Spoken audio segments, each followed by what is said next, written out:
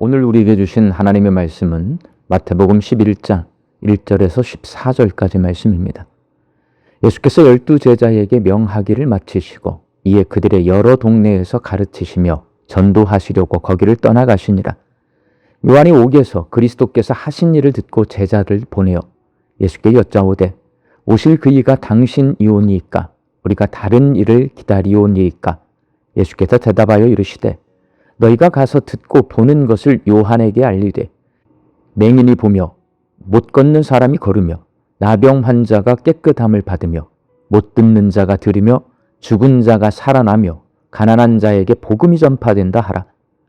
누구든지 나로 말미암아 실족하지 아니하는 자는 복이 있도다 하시리라. 그들이 떠나매 예수께서 무리에게 요한에 대하여 말씀하시되 너희가 무엇을 보려고 광야에 나갔더냐? 바람에 흔들리는 갈대냐? 그러면 너희가 무엇을 보려고 나갔더냐? 부드러운 옷 입은 사람이냐?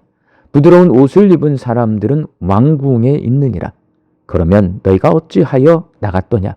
선지자를 보기 위함이었더냐? 옳다. 내가 너희에게 이르노니 선지자보다 더 나은 자니라. 기록된 바 보라 내가 내 사자를 내 앞에 보내느니 그가 내 길을 내 앞에 준비하리라 하신 것이 이 사람에 대한 말씀이니라. 내가 진실로 너희에게 말하노니 여자가 낳은 자 중에 세례 요한보다 더 큰 이가 일어남이 없도다. 그러나 천국에서는 극히 작은 자라도 그보다 크니라. 세례 요한의 때부터 지금까지 천국은 침노를 당하나니 침노하는 자는 빼앗느니라. 모든 선지자와 율법이 예언한 것은 요한까지니 만일 너희가 즐겨받을진대 오리라 한 엘리야가 곧 이 사람이니라. 아멘. 목회데이터 연구소라는 기관에서 기독 청년 사회 인식에 대한 연구를 했습니다. 19세에서 39세 기독 청년들에게 현재 한국 사회를 어떻게 생각하는지를 물었더니 조사 대상 청년들 가운데 92%가 대한민국은 돈이 최고의 가치인 나라라고 대답했습니다.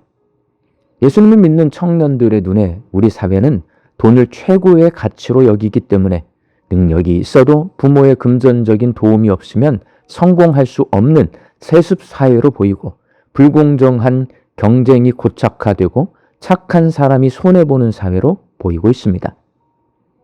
돈이 최고의 가치다라는 이 말은 우리 사회의 가치관을 보여주고 있습니다. 사람들은 가치 있는 것에 관심을 갖기 마련입니다. 돈이 최고로 가치 있는 사회에서 살아가고 있는 기독 청년들의 관심은 돈일 수밖에 없습니다.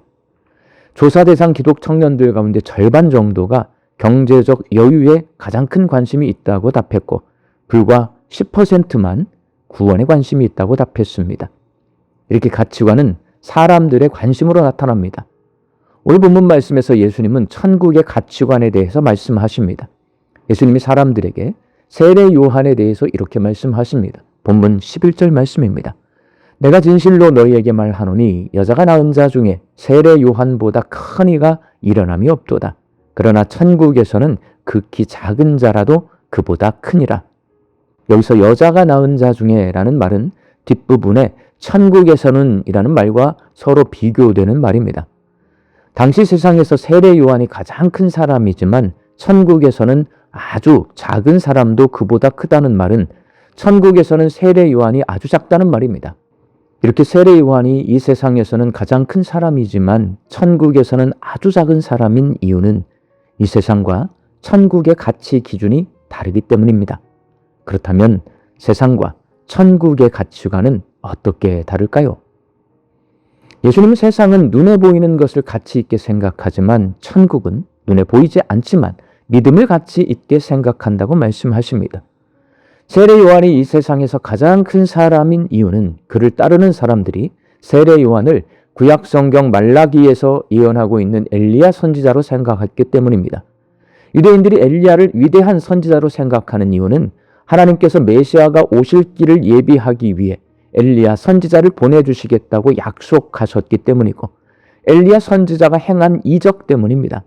엘리야 선지자는 갈멜산에서 750명의 바알 선지자들과 싸워서 이겼고 사르밧 과부의 죽은 아들을 살렸고 요단강가에서 죽지 않고 하늘로 승천했습니다.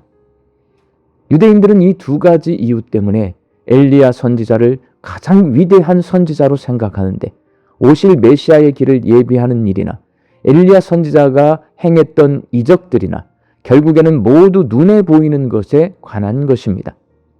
그러나 예수님께서 천국에서는 세례 요한이 가장 작은 사람이라고 말씀하셨습니다.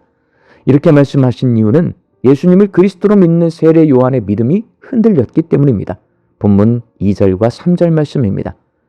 요한이 오기에서 그리스도께서 하신 일을 듣고 제자들을 보내어 예수께 여짜오되 오실 그이가 당신이오니까 우리가 다른 일을 기다리오니까.